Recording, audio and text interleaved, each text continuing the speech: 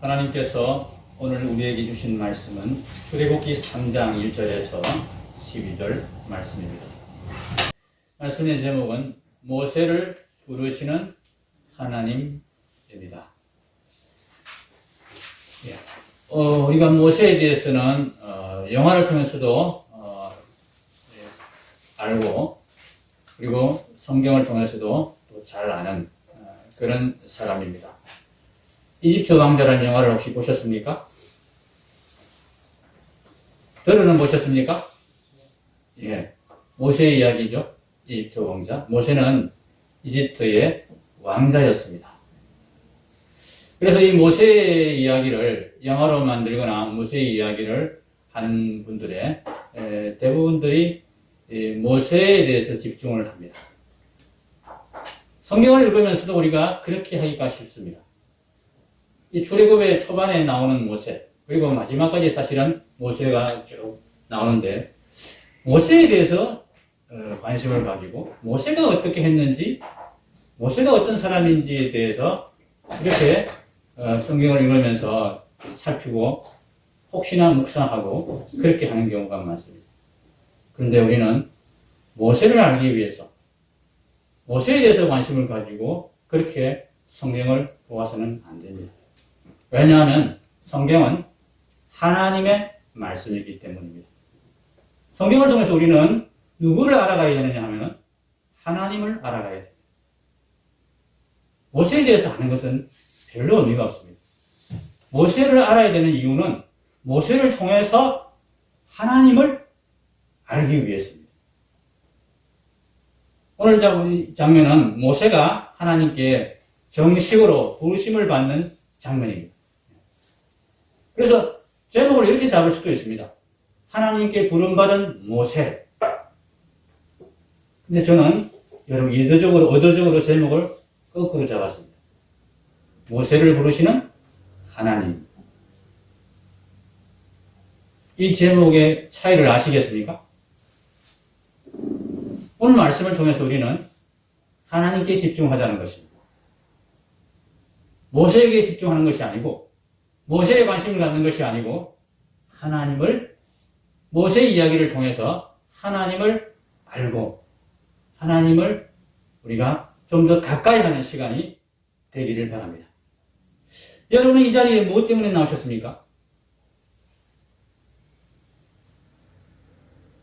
이 질문에 대답 못하세요? 예배 들으러 나왔습니다. 단순하게 대답하시면 됩니다. 근데 우리 예배 중에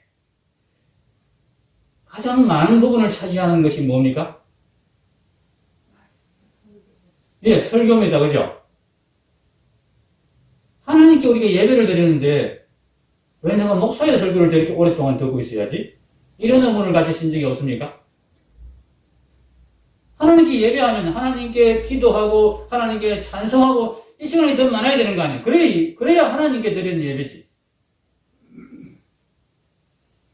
목사가 하는 설교를 듣고 있는 것은 이게 하나님께 대한 예배라고 생각할 수 있습니까, 여러분?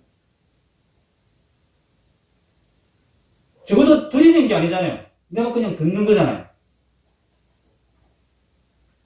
그런데 이 실제 예배, 지구상의 어떤 교회를 우리가 가봐도 이 예배 시간에 가장 많은 비중을 차지하는 것이 설교 말씀입니다. 왜 그런 걸까? 이것에 대해서 우리가 생각해 봐야 됩니다. 우리가 하나님께 예배하는 것, 하나님께 나오는 것, 그것의 핵심이 하나님의 말씀을 듣기 위해서다 하는 것입니다. 하나님이 어떤 분이신지를 알게 하는 것이 하나님의 말씀입니다. 하나님을 예배한다고 하면서, 하나님을 찬양한다고 하면서, 하나님이 어떤 분이신지도 모르고 찬양을 하고 내 기분 내키는 대로 하나님을 예배하면 그것은 바른 예배가 될 수 없습니다. 그래서 하나님께서는 우리에게 가장 중요하게 요청하시고 요구하시는 것이 나를 알아라.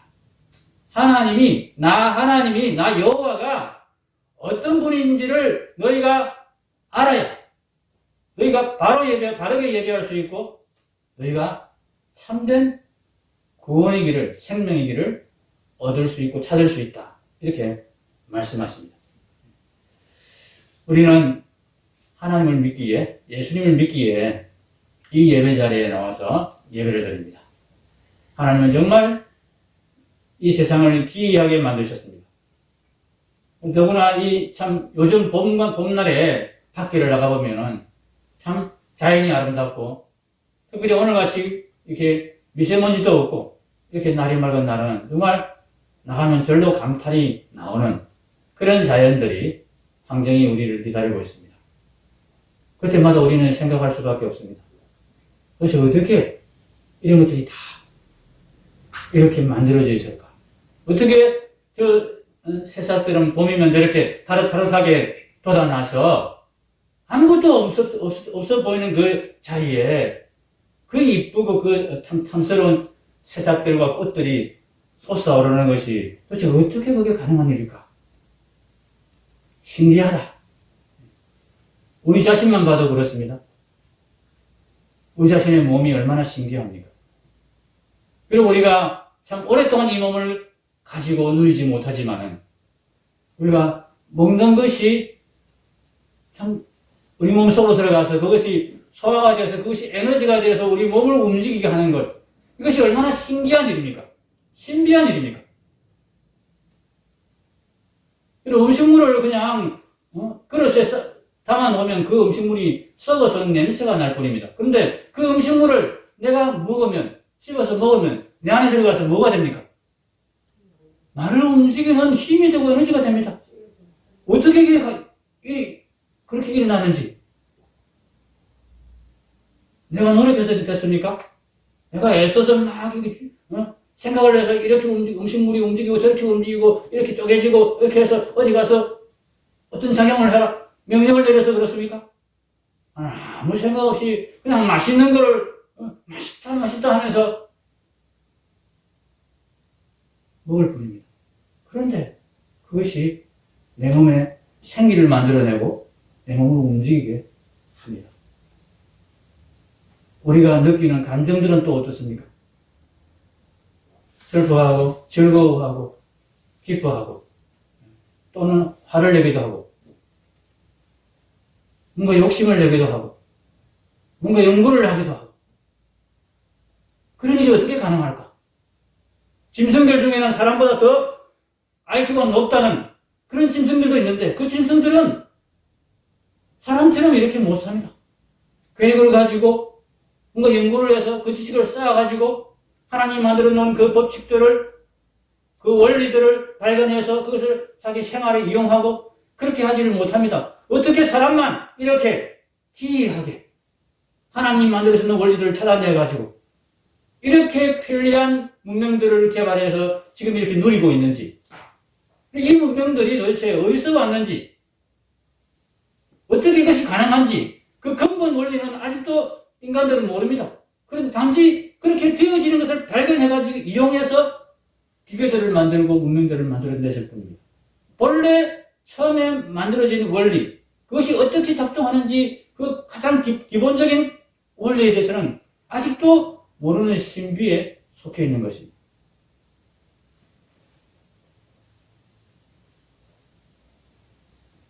이런 신비한 환경과 자연과 생명을 하나님께서 우리에게 주셨습니다. 그래 더 놀랍게도 하나님은 이것을 일단 맛보여 주시고는 이 생명과 이 모든 환경을 더욱더 온전하게 만들어서 너희에게 영원히 누리게 해줄 것이다 약속하셨습니다. 그것이 하나님께서 우리에게 우리 주님의 부활을 통하여 보여주신 약속입니다. 그런데 부활하신 주님께서는 우리에게 이 생명을 누리기 위해서 정말 중요한 일이 있다. 이렇게 말씀하십니다. 지난주일 부활절 설교 말씀을 잠시 다시 복습하고 오늘 말씀을 계속 이어나가겠습니다.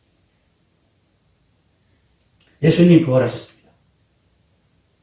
네, 예수님이 부활하신 사실을 정말 믿는 것보다 더 중요한 것은요, 그것이 사실임을 확인하고 정말 그것이 사실이라고 인정하는 것보다 더 중요한 것은요, 예수님이 왜 부활하신지를 아는 것입니다. 예수님은 자기 자신이 하나님이심을 증명하는 그런 능력을 우리에게 보여주시기 위해서 부활하신 것이 아닙니다. 예수님은 우리의 부활을 약속해 주시기 위해서, 우리의 부활을 보증해 주시기 위해서 부활하셨습니다. 예수님은 하나님이십니다. 예수님이 다시 부활하신 몸은 사람의 몸입니다. 그렇죠? 예수님의 부활의 영광이, 그 몸이 얼마나 대단하고 아무리 탁월한 몸이라 할지라도 정말 신비한 몸이었습니다. 그럼에도 불구하고 하나님의 영광에 미치지 못합니다. 사람의 몸이기 때문에 그렇습니다. 변화된 몸이지만 예수님의 몸은 사람의 몸이었습니다. 그런데 예수님께서, 하나님이신 예수님께서 첫 번째 사람의 몸을 입고 오신 그 일만 해도 참으로 누추한 몸을 입으신 참으로 겸손한 일이었는데, 예수님은 지상의 십자가의 그 대속의 사역을 다 끝낸 다음에 그냥 영으로 하나님 앞에 올라가시고 하나님으로서 그렇게 온 세상을 통치하고 계시면 될 터인데, 굳이 사람의 몸을 다시 입고 40일 동안 이 땅에 계시면서 제자들에게 다 확인시켜 주시고는 그 이후에 비로소 하늘에 올라가셨습니다. 하늘에 승천하신 이후에도 지금도 예수님은 사람의 몸을 입고 하나님 우편에 계시면서 계속해서 우리를 보살피고 계신다. 그렇게 성경은 증거하고 있습니다. 왜 그렇게 하시느냐? 이 몸은, 내가 부활한 이 몸은, 내가 부활한 이 부활의 영광스러운 몸은 바로 너희들이 앞으로 가질 몸이다. 이것을 우리에게 보여주시기 위해서, 제자들에게 이것을 확인시켜 주시기 위해서 그렇게 하신 것입니다. 그래서 예수님께서는 부활하신 이후에 40일 동안 계시면서 확인시켜 주셨음에도 불구하고 처음에는, 부활하신 직후에는 예수님의 몸을 보여주시지 않으셨습니다. 예수님 몸을 보고 예수님이 진짜 살아났구나, 이것을 확인하는 게 중요한 일이 아니라는 것입니다. 뭐가 중요합니까? 예수님의 약속을 믿는 것이 중요합니다. 예수님이 그냥 살아나신 것이 아니고 약속하신 대로 살아나셨다. 이것을 아는 것, 이것을 믿게 되는 것, 이거 중요하다는 얘기예요. 예수님이 전에 분명히 약속하셨다. 내가 십자가에 죽어서 사흘 만에 다시 살아날 것이다. 너희에게 내가 이미 말했다. 그 말한 대로, 약속한 대로 내가 사흘 만에 부활한 것이다. 예수님이 우리에게 말씀하신 것은 그대로 이루어집니다. 예수님이 약속하신 것은 이렇게 사실대로 실제로 이루어지는구나. 이것을 제자들이 믿게 되기를 예수님은 원하셨던 것입니다. 그래서 그 약속의 말을 믿고 이제 예수님이 하신 그 말씀들이 사실임을, 정말 이루어질 것임을 믿고 예수님 따라서 이 부활의 몸을 향해서 나오라고, 이 영생을 얻을 그 짓을 하라고, 영생 얻는 길을 걸으라고 예수님은 그렇게 제자들에게 부활에 대해서 내가 약속한 대로 부활한 것이다, 이렇게 알려주시고 강조하신 것입니다. 제자들은 예수님의 말씀을 이제 믿기 시작했습니다. 예수님이 부활하셨다는 사실을 믿는 것을 넘어서서 예수님이 정말 부활하셨구나. 그런데 그 부활은 이미 예고하신 대로, 약속하신 대로 이루어진 부활이구나.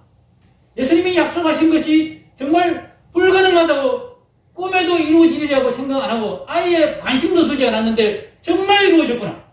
그렇다면 예수님께서 우리의 부활도 약속하셨는데, 내가 너희들도 내가 살아난 것처럼 이렇게 다시 살릴 것이라고 약속하셨는데 그 약속도 이루어지겠구나. 그 약속의 말씀을 믿고 이제 예수님께서 너희가 이렇게 영원한 생명으로 부활의 몸으로 다시 살아나기 위해서 내가 너희에게 이것을 주문한다.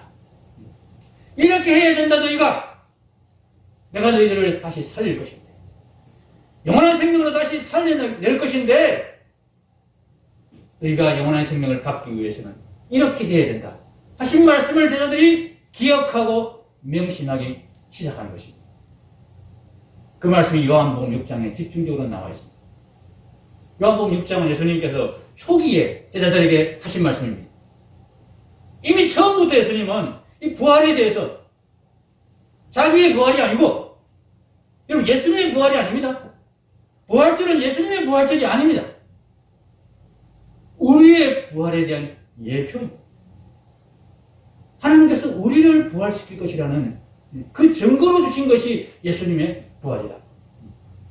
요한복음 6장 29절에 예수께서 대답하여 이르시되 하나님께서 보내신 이를 믿는 것이 하나님의 일이니라. 예수님 믿어라. 하나님이 우리를 구원해서 우리에게 영원한 생명, 정말 풍족한 생명, 풍성한 생명 주실 것인데 우리를 구원하는 것이 하나님의 일인데 예수님을 믿어야 이 구원이 이루어진다 하는 이야기입니다. 내 아버지의 뜻은 아들을 보고 믿는 자마다, 아들을 보고 믿는 자마다 영생을 얻는 이것이니 마지막 날에 내가 이를 다시 살리리라.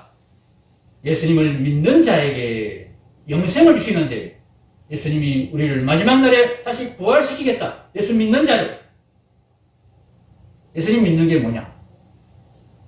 예수님이 부활하셨다. 예수님이 어떤 일을 하셨다. 이 사실을 믿는 것도 믿음입니다. 그런데 그 사실을 믿는 믿음만 가지고 믿음의 전부를 얘기하지 않습니다. 사실을 믿으면 그 다음에 예수님께서 네가 나를 믿느냐? 네가 이것을 믿느냐? 그러면 이것을 해라 하신 그 말씀까지도 믿는 것입니다. 너희들이 나를 믿으면, 내가 부활한 것이 사실인 것을 믿으면, 내가 너희들을 이와 같이 부활시킬 것을 믿는다면 너희는 이렇게 해라 말씀하셨습니다.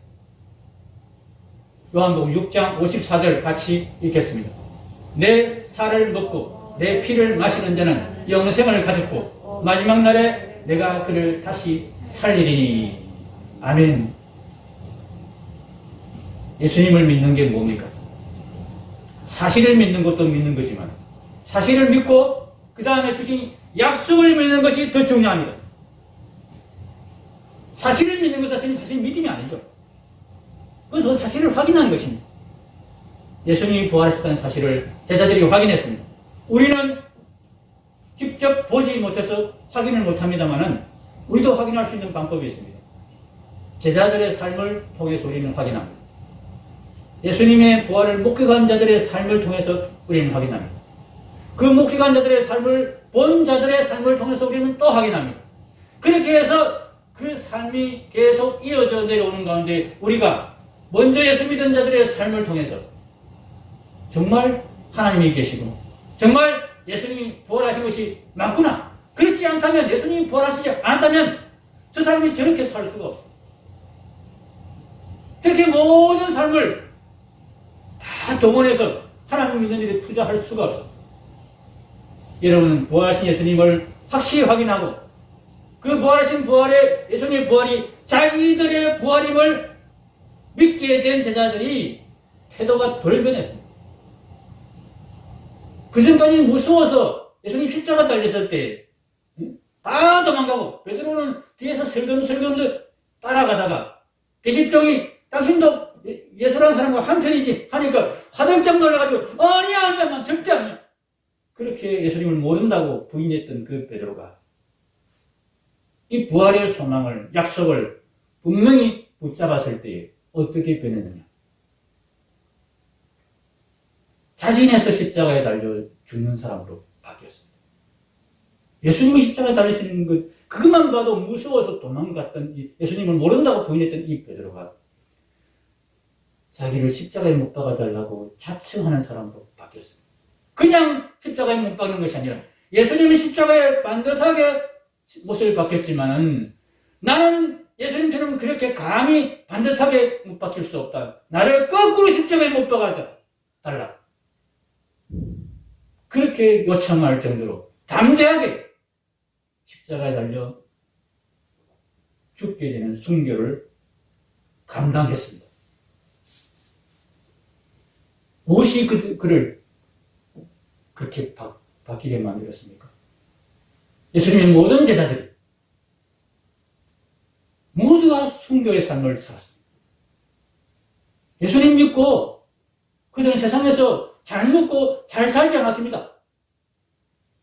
큰 교회, 대형 교회 목사가 되어서 많이 누리기 위해서 그렇게 예수님을 전도한 사람들이 결코 아니었습니다. 아무것도 가지지 못하고 마지막에 딱 예수님을 전하다가 핍박을 받아서 순교한 삶을 살았는데 기꺼이 그렇게 살아갔다는 이야기입니다. 그 사람들이 처음부터 예수님 따랐을 때 용기를 빼가지고 용기가 있는 사람이라서 그렇게 살았다면 본래 사람이 그렇게 용기 있고 대단한 그런 집념의 사람이었으니까 그럴 수 있겠지.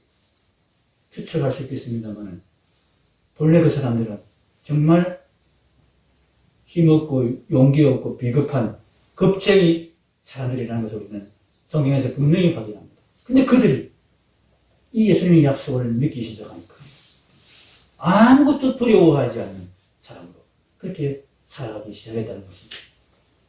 그 모습을 보고 또 그 후에 그 후배들이 그 제자들을 보면서 예수님이 정말 살아나셨구나.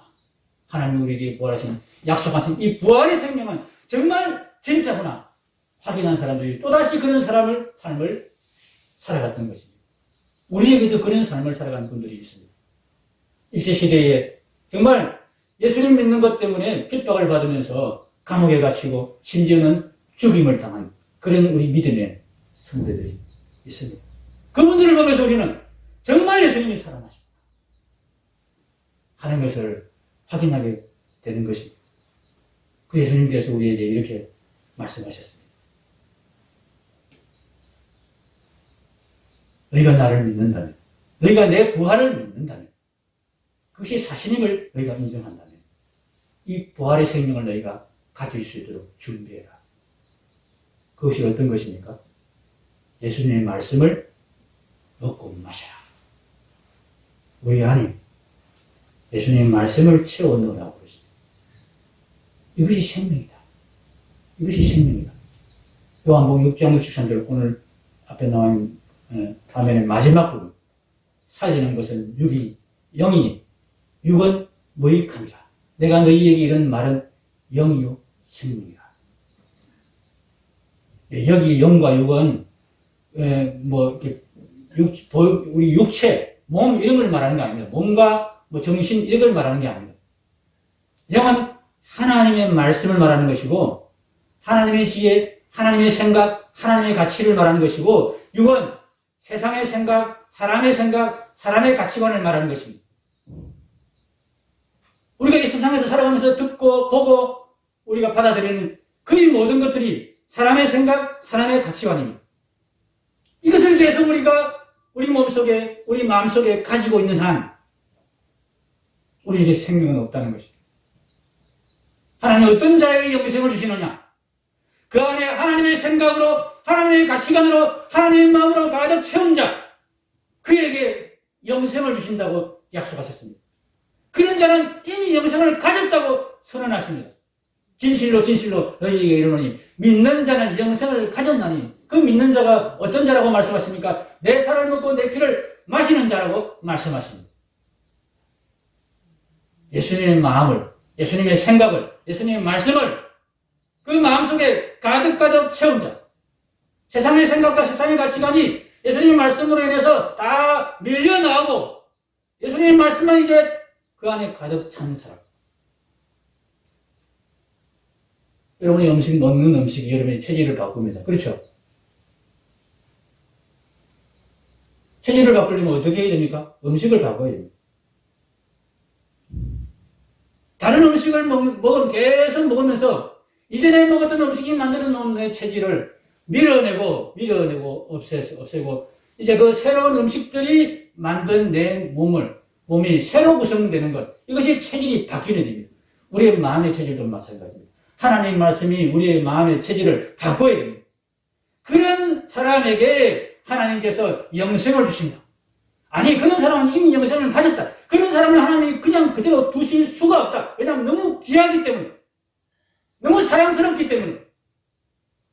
반드시 그 사람은 하나님이 영원한 생명을 주어서 하나님 곁에 두고 하나님 나라에 두어서 영생을 누리도록 하신다고 말씀하십니다. 그래서 우리가 이 말씀을 귀하게 여기는 것입니다. 이 예배 시간에 이렇게 길게 말씀을 듣는 것입니다. 이 길게 말씀을 들으면서 하나님이 정말 기뻐하시는 그 영생의 삶을 너희가 소유하게 되기를 하나님은 원하신다. 예배를 하나님을 위해서 드립니까? 맞습니다. 그러나 하나님은 이 예배를 우리를 위해서 준비하셨습니다. 너희를 위해서 이 예배를 드립니다. 너희가 이 예배를 통해서 영생의 말씀을 들어야 됩니다. 이렇게 말씀하십니다. 예배 드리기 힘들죠. 설교가 특히 길면 더 힘듭니다. 그죠? 그런데 하나님은 어떻게 해서든 우리를 예배 자리에 참석하게 하시고, 어떻게 해서든 끌고 가서든, 억지로 데려가서든, 하나님의 말씀을 듣게 하시려고 그렇게 애를 쓰십니다. 오늘 모세를 부르시는 하나님도 마찬가지입니다. 모세는 안 가려고 합니다. 모세가 살짝 삐친 것 같습니다.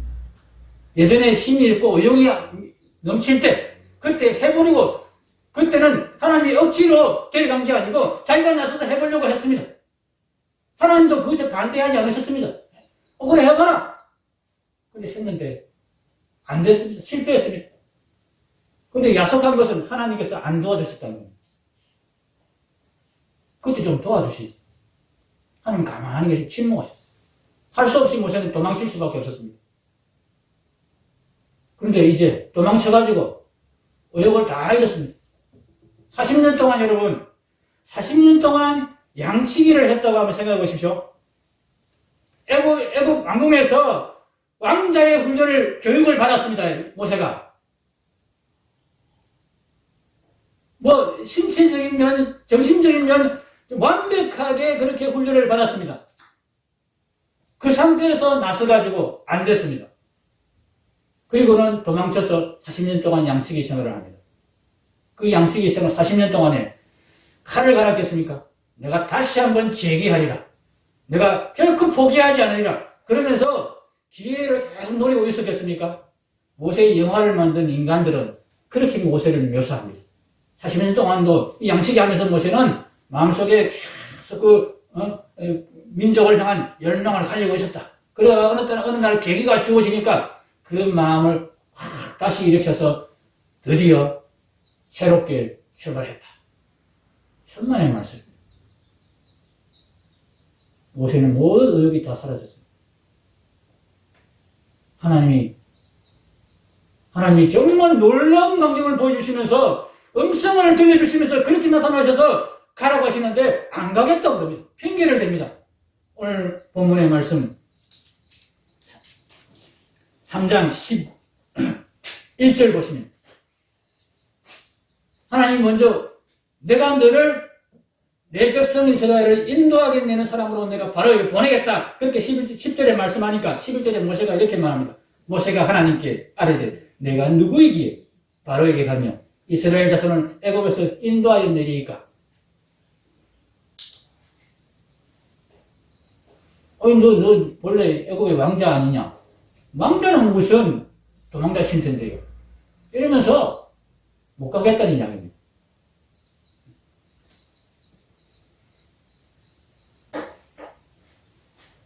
(14절에) 13절에 또다시 하나님이 너 일단 가기만 해라. 12절에 이렇게 말씀하십니다. 일단 가기만 해라.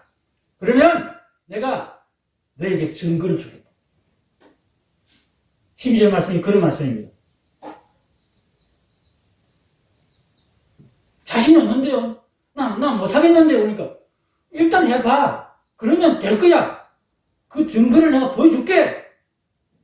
그런데 여전히 모세가 13절에 모세가 하나님께 아뢰되 내가 이스라엘 자손에게 가서 이르기를 너희 조상의 하나님이 나를 너희에게 보내셨다 하면 그들이 내게 묻기를 그의 이름이 무엇이냐 하리니 내가 무엇이라고 그들에게 말하니까. 예전에 모세가 당한 적이 있거든요. 이집트 왕자의 그 대단한 자격으로 자기 백성을 구원하겠다고 나섰을 때에 이집트인이 반대한 게 아닙니다. 자기 동족이 모세를 향해서 삿대질을 합니다. 뭐라고 했습니까? 누가 너를 우리의 재판관으로 삼았느냐? 누가 너를 우리를 다스리는 자로 삼았느냐? 우리는 너 같은 지도자 필요 없다. 네가 우리를 구원하겠다고? 네가 우리를 인도하겠다고? 이나 잘 인도해. 이렇게 조롱을 당했습니다. 그래서 지금 이렇게 말하는 겁니다. 옛날에 그렇게 조롱을 당했는데 지금 내가 다시 가서 이야기하면 그 사람들 이렇게 말하지 않겠습니까? 네가 뭐 하나님께 부름을 받았다고? 그 하나님 이름이 뭔데? 이렇게 조롱하지 않겠습니까? 하나님 또 친절하게 내 이름이 뭐다. 그러니까 이렇게 이야기하면 된다. 말씀해 주십니다. 그래도 모세는 또 핑계를 댑니다. 4장 1절에 또 핑계를 댑니다. 4장 1절 한번 찾아보겠습니다. 모세가 대답하여 이르되 그러나 그들이 나를 믿지 아니하며 내 말을 듣지 아니하고 이르기를 하나님 여호와께서 내게 나타나지 아니하셨다 하리이다. 이런 이야기 해도 거짓말이다 이렇게 이야기하면 난 어떡합니까? 그럼 그때 분명히 거짓말이다 그러면 하나님이 또 이야기 하나님이 모세를 설득하십니다.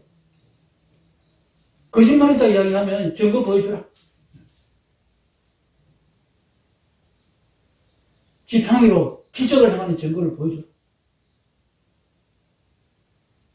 그런 증거를 모세가 다 보고 받았습니다. 그럼에도 불구하고 또 모세가 핑계를 댑니다. 4장 10절에 모세가 여호와께 아뢰되 오 주여 나는 본래 말을 잘하지 못하는 자기이다. 주께서 주의 종에게 명령하신 모에도 역시 그러하니 나는 이리 뻣뻣하고 혀가 둔한 자입니다. 지팡이 던지면 뱀으로 변하고 뱀을 다시 잡으면 지팡이로 변하는 이런 기적의 능력을 모세가 그냥 한 번 한 게 아니고 너가 앞으로 이렇게 하면 내가 항상 이런 기적이 일어나도록 해주겠다. 그 증거를 주셨습니다.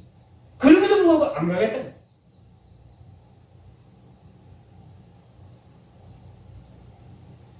아니, 근데 말을 잘 못합니다. 내가 입이 뚫려서 못하겠습니다. 하나님 화를 내십니다. 이렇게까지 안 했는데 너 안 해? 너 죽을래? 이러시면서 아론 데려가 아론. 그러면 아론 말 잘하잖아. 네 형 아론. 모세가 더 이상 핑계거리가 없어서 할 수 없이 그렇게 갔습니다. 여러분 우리도 그렇죠. 정말 대단한 열심으로 사람들이 정말 와 저분은 정말 존경할 만한 신앙인이에요. 정말 열심히 신앙생활을 해요. 우리가 본받아야지. 그런 말을 들을 만한 분이 우리 중에 몇 분이나 계십니까? 저를 포함해서 정말 형편없고